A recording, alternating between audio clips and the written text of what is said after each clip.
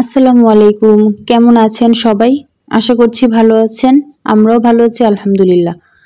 এই মিক্সড ডাল ভুনাটা এত মজা হয়, রুটি পরোটার সাথে তো জমে যায়। তো চলুন কিভাবে রান্না করি দেখি। তা আমি কড়াইতে 1 কাপ পরিমাণ মুগ ডাল দিয়ে এগুলো ভালো করে ভেজে নিব। কারণ মুগ ডালটা ভেজে দিলে গন্ধটা খুব ভালো হয়, তা না হয় একটা কাঁচা গন্ধ করে।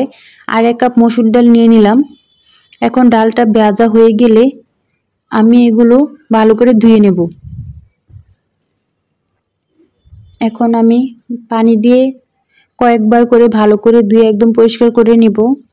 এখন কড়াইতে পরিমাণ মতো তেল দিয়ে দিলাম। এখন এর মধ্যে দিয়ে দিব কিছু দারচিনি, দিয়ে দিলাম 2টো তেজপাতা, এলাচ। এখন এগুলো একটু ভেজে তারপর এর মধ্যে দিয়ে দেব রসুন কুচি, পেঁয়াজ কুচি। এগুলো আমি আগেই কেটে রেখেছিলাম। এখন একটু ভালো করে ভেজে তারপর এর মধ্যে আমি অন্য মশলাগুলো অ্যাড করে দেব।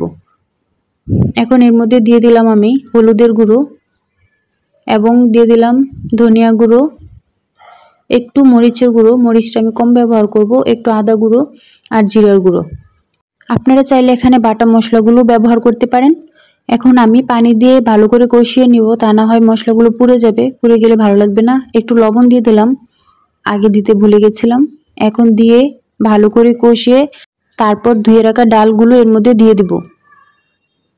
আর এই ডাল ভুনাটা খেতে অনেক মজা লাগে রুটির সাথে। তো এই ডাল ভুনাটা হলে আর কোনো ভাজি বা অন্য কিছু প্রয়োজনই পড়বে না, আর ভাত দিয়েও খেতে অনেক মজা লাগে। এখন মশলার সাথে আমি ডালটা ভালো করে একদম মিশিয়ে তারপর কষিয়ে তারপর পানি দিয়ে একদম সিদ্ধ হওয়া আগ পর্যন্ত আমি এটা রান্না করব। তো আপনারা কে কে এভাবে রান্না করেন আমাকে জানাবেন। এই মিক্সড ডাল ভুনাটা খেতে অসম্ভব মজা হয়। তার সাথে টমেটো, ধনিয়া পাতা, কাঁচামরিচ দিলে তো কোনো কথাই নাই। এখন আমি দিয়ে দিলাম পরিমাণ মতো পানি, কারণ আমি এটা একদম ভারী ভারী করে রান্না করব, তার জন্য একটু কম পরিমাণ পানি দিলাম। এই যে দেখেন ডালটা সিদ্ধ হয়ে গিয়েছে। এখন এর মধ্যে আমি কিছু টমেটো দিয়ে দিব। টমেটোগুলো আমি আগেই কেটে রেখেছিলাম। এখন টমেটোগুলো দিয়ে ভালো করে মিশিয়ে আমি কিছু কাঁচামরিচ দিয়ে দিলাম আর কিছু ধনিয়া পাতা দিয়ে দিব। আমার ডালটা রান্না প্রায় হয়ে গিয়েছে। এখন আমি নামিয়ে নেব। দেখেন কি সুন্দর হয়েছে, এই যে খেতেও অসাধারণ হয়েছে।